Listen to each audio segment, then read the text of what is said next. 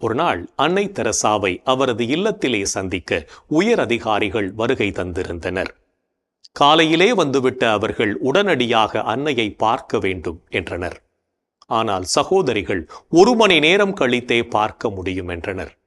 அதற்கு அதிகாரிகள் விளக்கம் கேட்டபோது அன்னை ஆலயத்தில் ஜெபித்துக் கொண்டிருக்கிறார் என்றனர். 1 மணி நேரம் கழித்து அன்னை வந்தபோது, உங்களுக்காக நாங்கள் 1 மணி நேரம் காத்திருந்தோம், ஜெபத்தின் இடையிலேயே நீங்கள் வந்து எங்களை சந்தித்திருக்கலாமே என்றனர். அதற்கு அன்னை, என் வாழ்வுக்கான ஆற்றலே அங்கிருந்துதான் கிடைக்கின்றது. நான் நற்கருணை நாதரை சந்திக்கும் போது என் ஏழை எளிய சகோதர சகோதரிகளை காண்கிறேன்.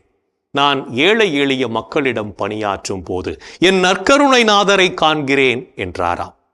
ஆக ஜெபமும் செயலும் மனித வாழ்வில் 2 கண்கள் என்பதை புனித அன்னை தெரசா நமக்கு கற்றுத்தருகிறார்.